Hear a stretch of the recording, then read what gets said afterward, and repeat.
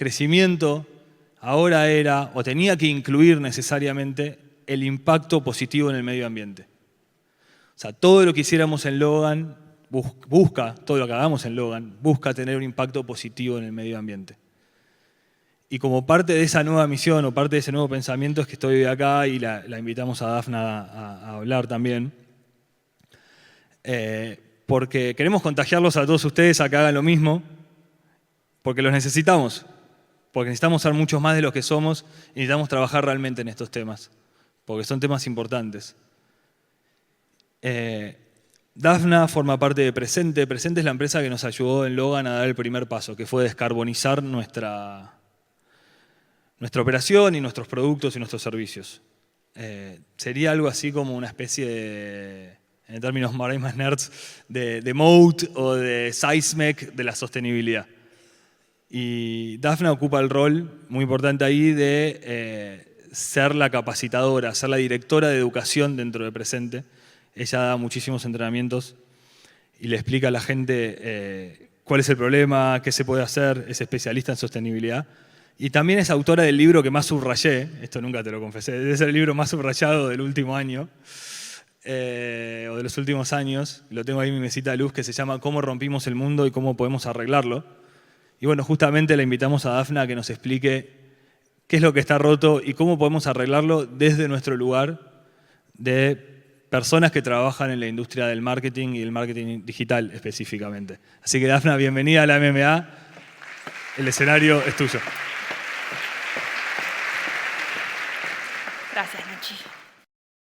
Bueno, gracias, Nacho, por esta intro. Bueno, muy buenos días a todos. Aquí entonces me presento. Hice el camino inverso porque yo vengo un poco del mundo acá soy sapo de otro pozo porque yo vengo del mundo climático y acá no tengo mucho que ver, pero sí anteriormente vengo del mundo del diseño, la publicidad y la comunicación. Hago un poquito de tiempo, ahí estamos, para hablarles un poquito de la descarbonización de la industria publicitaria. Un poco esto que les comentaba Nacho sobre cuál es el problema de contaminación que quizás nunca pensaron que íbamos a hablar de esto cuando vinieron a este evento, pero es realmente bastante interesante.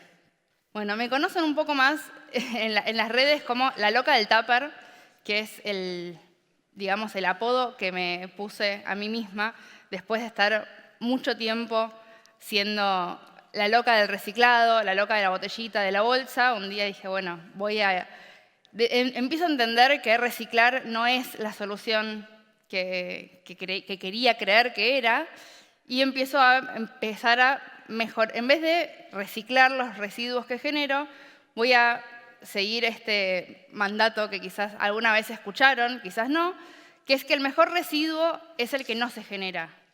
O sea, no importa si es reciclable, si es compostable, lo que importa en verdad es reducir la cantidad de residuos. Ahí es cuando un día me cansé y fui a la heladería con mi tupper y dije, bueno, acá desbloqueé un nuevo nivel y ya no soy más la loca de la cucharita, la loca de la bolsa, soy la loca del tupper. Ahí empecé a subir contenido a las redes con todo lo que había aprendido después de ya casi 10 años de activismo en temas de residuos, gestión y sustentabilidad.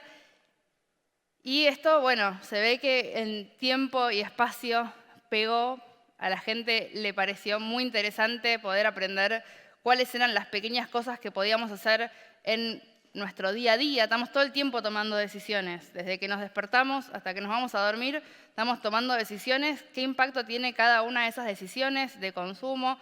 ¿Qué es lo que estamos haciendo? Bueno, un poco el consumo responsable pasó a ser el eje de mi activismo y pasé de ser la chica del tupper a ser autora de un libro que contaba Nacho, Cómo rompimos el mundo y cómo podemos arreglarlo, que busca ser una introducción a la educación ambiental, que es algo que no tenemos porque no nos enseñaron. Hay un montón de cosas que quizás no tenemos ni idea, que hacen mal, que contaminan.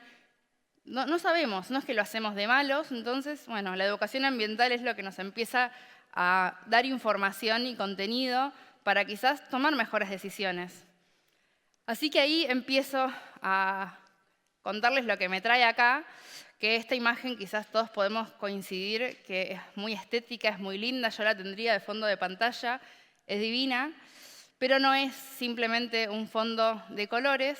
Cada una de estas rayas representa un año, desde el 1700 y pico, de la temperatura promedio de la Tierra. Y lo que vamos viendo es claramente cómo empieza yendo de más frío a más cálido en los colores, de más azul a más rojo, cómo se está calentando la Tierra. Y eso es lo que estamos viendo también, que empieza a ser un tema en agenda, en algunos medios más, en algunos medios menos, empieza a ser un tema que importa el cambio climático. Y esto viene precisamente porque empieza a haber cada vez más evidencia científica y hay un consenso absoluto de que la causa del calentamiento global y este cambio climático no es natural, no es algo que pasa por el sol, por el espacio, es una causa antropogénica, o sea, está causada por el hombre, la causamos nosotros. Lo causamos por la concentración de gases del efecto invernadero. Acá puntualmente está graficado cuál es la concentración de 1750 hasta más o menos ahora de carbono, dióxido de carbono, y esto es justamente la era postindustrial, la era industrial, ¿no? Desde que conocimos la máquina de vapor y todo lo que vino después, y conocimos el gas y conocimos el petróleo, no dejamos de quemar carbón y eso es lo que empieza a generar este calentamiento. Vamos a ver si se puede ver este video. Bueno, no se ve. Bueno, ese video más o menos muestra la proyección de cómo va a seguir calentándose el mundo en los próximos años. Cada una de estas linitas representa el cambio de temperatura en un país diferente, más o menos para el 2090. Estamos acercándonos a unas temperaturas bastante más cálidas. Y uno puede decir, bueno, ¿qué pasa? Hace un poco más de calor, prendo el aire acondicionado, yo sigo estando bien. El tema es que hay una diferencia entre clima y tiempo, no es lo mismo el tiempo, que es la temperatura, la humedad que hace ahora en este momento, y la que hace a largo plazo. Entonces, ahora estamos diciendo, bueno, quizás hace un poco más de calor, no pasa nada, prendo el aire. Yo los invito a que pensemos esto más que como 1 grado más de calor en el ambiente. Si tienen a su hijo o su hija de un bebé o de 4 o 5 años, 6, 7, lo que se imaginen al niño que tengan de referencia, tiene 38 grados de fiebre. Ahí ya empieza a ser un poco preocupante. Cuando tiene 39, 40 ya van al hospital. No es que, bueno, es 1 grado más, es 1 grado menos. Al organismo de la Tierra, como a nosotros, también le pasa que 1 grado más, 1 grado menos, empieza a generar problemas. Esos problemas hoy se hacen muy visibles, cada vez van a ser más visibles. Uno es la pérdida de glaciares. Lo vemos en fotos satelitales, en fotos directas, se puede ver perfectamente donde había un glaciar y ya no hay más. Todas las noticias que ven van a ser noticias de los últimos años. El aumento del nivel del mar, esta es una proyección de lo que podría llegar a pasar con el aumento del nivel del mar en esta región del planeta. Deberíamos irnos a vivir más a la montaña, a las sierras, porque Buenos Aires queda totalmente tapada en algunas proyecciones más pesimistas, otras más optimistas. No parece. Hay ciudades que hoy, ya a esta altura de la vida, ya corren riesgo de desaparecer. Y el cambio climático implica que rompimos el clima.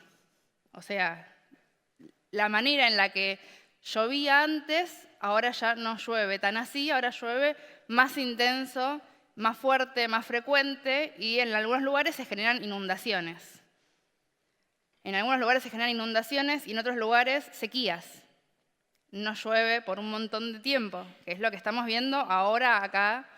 Vimos estos meses que están diciendo sequía, sequía, sequía, el campo sufre la sequía, o sea, acá parece que la preocupación con la sequía son los dólares, pero si no hay sequía, si no hay agua, si se secan los ríos, empieza a faltar agua para cultivar alimento que comemos nosotros, no solamente los cerdos que comen la soja que cultivamos. Y con este aumento de la temperatura, ya empezamos también a vivir este verano que pasó. Europa lo está viviendo también ahora, estas olas de calor y temperaturas extremas, que siempre hubo un par de días de mucho calor. La ola de calor son muchos días en continuado, uno atrás del otro, donde no afloja el calor. Y eso lo vivimos, lo vamos a vivir cada vez más intenso y más frecuente. Incendios forestales, con toda la sequía que hay, toda la falta de agua, cada vez va a ser más difícil apagar estos fuegos, porque siempre hubo incendios. Nadie dice que los incendios son un invento del cambio climático, pero con temperaturas extremas, con sequía más intensa y más frecuente, esto ya se hace imparable. Y está pasando, o sea, pasó, lo vimos en el Amazonas, lo vimos en Australia, California, en este país todo el tiempo. Y otra crisis que es bastante paralela, pero también se cruza con la crisis climática, es la crisis de la biodiversidad. Estamos perdiendo especies de aves, de mamíferos, de insectos.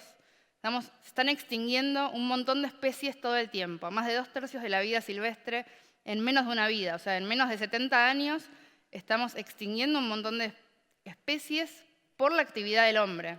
Tiene que ver con muchas cosas. Una de ellas es el cambio climático, y esto se considera, los científicos le están poniendo, que es la 6ª extinción masiva. Hubo 5 extinciones masivas antes de esta. ¿Saben cuál fue la 5ª? Los dinosaurios. O sea, desde los dinosaurios hasta ahora, estamos ahora viviendo la 6ª extinción masiva. Y además de todas estas cosas que quizás son mucho más, no sé, que le interesan quizás a un nicho y que no empezamos a quizás tomar conciencia de cómo se relacionan con nosotros, les voy a tirar un par de datos de la actividad económica. La sequía, por ejemplo. Estas son todas noticias. Así, captura de pantalla la noticia. Así queda la tierra seca después de un montón de meses y meses y meses donde no cae la cantidad de precipitaciones, la cantidad de lluvia que debería caer, se secan los lagos. Eso genera estas consecuencias para el agro, también para la ganadería. Y después de la sequía, esto lo vamos a ver en los próximos meses, acuérdense, después de la sequía, cuando viene la lluvia, finalmente, la tierra que está seca no puede absorber ese agua. Entonces, después de la sequía viene la inundación. Y también las catástrofes climáticas que se incrementan. El año pasado, quizás escucharon hablar de 1/3 de la población de Pakistán como refugiados climáticos por estas tremendas inundaciones que dejaron 1/3 del país bajo el agua. Entonces ahí tenemos más o menos la proyección de cómo se viene en los próximos años. Y hace unos años había un panel de científicos que nos dijeron, estamos mal, vamos un poco a fingir demencia y no le hacemos mucho caso a este panel de científicos. Nos dijeron que tenemos 10 años para actuar y tratar de evitar las peores consecuencias del cambio climático. Eso fue como hace 9 años, año pasado, y ahora tenemos 8 años para evitar estas consecuencias. Cada vez nos queda una ventana de tiempo más corta para actuar. Así que estamos como un poco tranquilos, ¿no? Este gráfico, de hecho, que lo estaba mostrando en esta presentación, me quedó un poco desactualizada, porque el IPCC, que es el organismo de la ONU, que reúne a todos los científicos climáticos del mundo, y en periodos de 6 años los pone a leer toda la evidencia científica que recabaron en ese tiempo para hacer un informe, para darle a los tomadores de decisiones de todo el mundo, hace un par de meses decían, todavía es posible no superar el aumento de 1.5. El aumento de 1.5 es lo que ya empezaba a generar todos estos problemas que veíamos antes. Si se hacen reducciones drásticas, hay que reducir drásticamente las emisiones de dióxido de carbono. Hace un par de semanas, por eso digo que me quedó ya un poco desactualizado, hace un par de semanas dijeron, ya no es posible. Ya estamos viendo que queríamos evitar llegar a estos escenarios, los más dramáticos, que hablan de 4 grados. Queremos mantenernos en 1.5, pero bueno, ya estamos llegando a 2. 1.5 ya no es un objetivo alcanzable. Y lo que necesitamos hacer entonces es, bueno, para empezar a reducir tenemos que ver de dónde salen estas emisiones de gases de efecto invernadero. Entonces hacemos un inventario donde vamos viendo, bueno, todas las emisiones, de dónde salen. Acá estamos viendo por sector, el 73% viene de la energía. Viene un 18, casi un 20% de la agricultura y el cambio de uso de la tierra, o sea, estamos deforestando para generar nuevos usos de la tierra, la industria y los residuos, que aunque no parezca, también los residuos son el 3,2%. Entonces ahí tenemos como, bueno, las formas de energía quizás más conocidas. Sabemos que, y acá quizás probablemente les preguntaron cuando llegaron cómo se trasladaron hasta acá, y la mayoría respondimos que vinimos en auto, una sola persona. Y también tenemos un consumo energético en casa. Estamos consumiendo energía todo el tiempo. Este monitor, esta pantalla, todas las luces, todo el tiempo estamos consumiendo energía y estos son emisiones de dióxido de carbono. Esta es la huella que tienen nuestra vida toda. Y ahí es cuando empecemos a hablar un poco lo que decía Nacho, de cuál es la huella de la industria de la publicidad digital. Que probablemente yo les pregunto, levanten la mano, ¿quién alguna vez se preguntó cuánto contaminaba hacer publicidad? Ahí una, muy bien. La gran mayoría quizás nunca se preguntó cuánto contaminaba o cuánto impactaba en el cambio climático ninguna de las acciones. Y es interesante porque la impresión de un ad, que es una estimación, puede emitir 1 gramo de dióxido de carbono. Piense cada uno cuántas impresiones están manejando en su día a día. Una campaña digital típica puede emitir 5 toneladas, depende de algunos, datos decían un poco más, pero vamos a tomar el dato más conservador, 5 toneladas de dióxido de carbono. Para que tengan de referencia, una persona en Argentina promedio, sin hacer ningún viaje transatlántico ni nada, una persona simplemente viviendo, va a tener una huella anual de todo el año de 1 tonelada. Y una campaña ya emite lo que 5 personas. Y acá, yendo a datos más globales, todo Internet como industria representa el 3,5% de las emisiones de carbono globales. Esto es mucho más que Argentina, casi el doble que Argentina. O sea, Internet es un país en sí mismo. Internet incluye principalmente, y la mayor huella de Internet tiene que ver con el streaming de video. Pero la publicidad digital de todo lo que es Internet representa el 10%. Y acá la parte que yo siempre que me dediqué a residuos y a la basura, es donde siento que acá estamos generando un desperdicio, porque el 40% de los anuncios, aunque estén en la pantalla, no se ven. Entonces esto es como un desperdicio de plata y es un desperdicio también de emisiones de carbono. Y el 15% que se muestran en medios irrelevantes. Todo esto yo lo busqué en medios especializados porque yo sé más del otro. Pero acá es donde, entonces digo, bueno, ¿qué hacemos? ¿Qué puede hacer la industria de la publicidad para reducir su huella climática, para reducir sus emisiones? Y les voy a tirar algunos datos rápido con esta frase que probablemente ya la conocen. Dicen que es de Peter Drucker, también dicen que no. Pero dice, lo que no se puede medir no se puede controlar, lo que no se puede controlar no se puede gestionar, y lo que no se puede gestionar no se puede mejorar.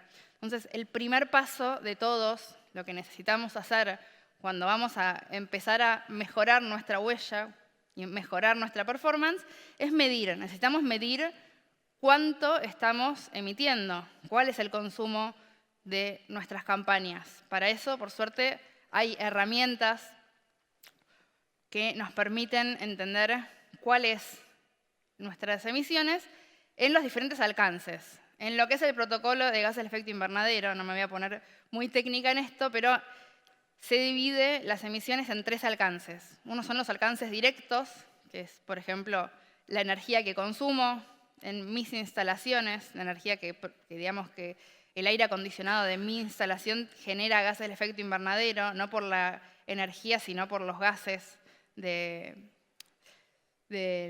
del compresor.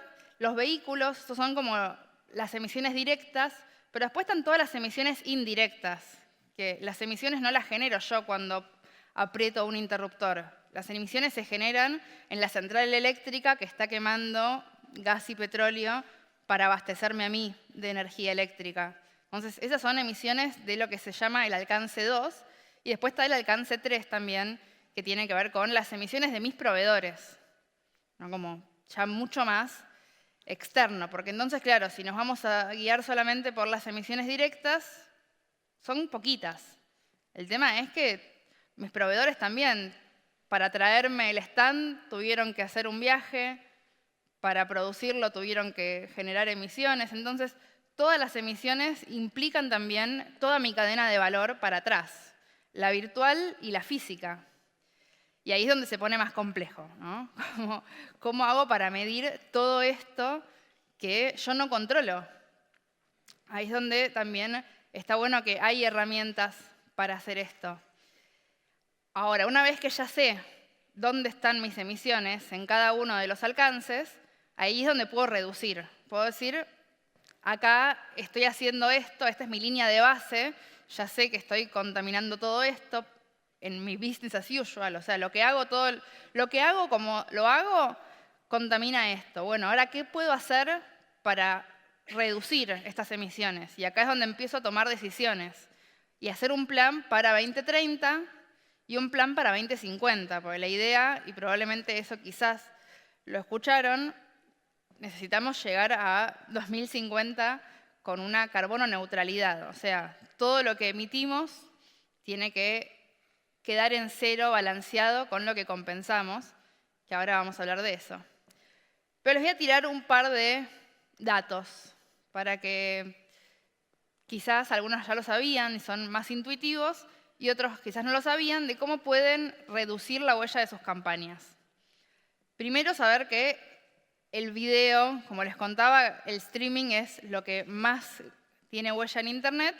Un video puede tener una huella de 200 toneladas de dióxido de carbono por toda la grabación. Así que tomar decisiones al momento de hacer un anuncio en video, si puede ser grabado localmente y evitar todo el viaje, eso va a reducir emisiones. Y también se puede reciclar contenido existente, que más de una marca debe tener un archivo enorme para usar. Después se puede optimizar los archivos y los formatos. Ya simplemente con usar un PNG en vez de un JPG estamos reduciendo un montón. Y claramente un anuncio estático va a tener menos huella que un video. Un video más corto y más liviano también va a ayudar a reducir la huella. Y este dato me pareció muy piola. Reducir 3 segundos puede reducir 20% las emisiones. O sea que se puede hacer videos más cortitos y eso ayuda. Empieza a haber cada vez más tecnologías de delivery que son eficientes para que aparezcan más rápidos, para que tarden menos en cargar los anuncios. Y se puede trabajar también en la orientación y la segmentación y la duración de las campañas. ¿A quién no le ha pasado? A mí me pasa como audiencia, me ha pasado de ver anuncios de eventos que ya fueron. O sea, me están poniendo un anuncio para un evento que fue hace 2 días. Esto es completamente un desperdicio. Y acá, hablando de vuelta de los proveedores, si puedo elegir proveedores que usen energías renovables, también voy a estar reduciendo la huella ambiental. Un dato no menor es apostar a la publicidad nativa, contextual y al contenido patrocinado, que son contenidos que ya están ahí, en formatos livianos, tiene una huella menor. Así que hasta ahí algunos tips para reducir la huella. Ahora, ¿qué hacemos con la huella que no pudimos reducir? Porque igual campañas vamos a correr, igual se van a hacer este tipo de acciones, entonces lo que no se puede reducir se puede compensar. Y compensar es justamente financiar proyectos de regeneración que ayuden a absorber emisiones de carbono. Por ejemplo, un proyecto de reforestación en áreas degradadas de bosques nativos o un proyecto que proteja un bosque nativo de la deforestación. Entonces, acá está bueno donde empieza a aparecer otros jugadores que empiezan a unir partes, porque ¿Qué tiene que ver una agencia de publicidad con un proyecto de reforestación? Acá es donde se necesitan los puentes. Y una vez que hicimos todo eso, comunicar con impacto. Entonces acá, a modo de resumen, primero necesitamos medir. Una vez que podemos medir, vamos a reducir. Y lo que no podemos reducir, lo compensamos. Acá es donde se arma como esta cadena virtuosa, donde entre marcas, agencias y medios, todos necesitan empezar a pensar cómo van a formar parte de una estrategia de reducción de la huella de carbono de toda la industria. Acá es donde Presente también viene a articular entre agencias y medios para certificar esta neutralidad y este net cero, que sería cómo se le dice a la industria. Y para terminar, los dejo con esta reflexión, que me gusta mucho, como este meme, donde todos estamos de acuerdo en que hace falta un cambio. Todos quieren que las cosas cambien con todo lo que vimos. No estamos de acuerdo, queremos que está mal, queremos que las cosas cambien. Están todas las manos levantadas. ¿Quién quiere cambiar? No, siempre que cambie el otro. Ahí ya empieza a haber menos manos levantadas. No les voy a preguntar a ustedes, pero este meme es bastante representativo. Y como decimos desde Presente, y también es el mensaje que quiero transmitir en mi libro, esperemos que esta información, que este contenido los inspire a ser parte de la solución. Muchas gracias.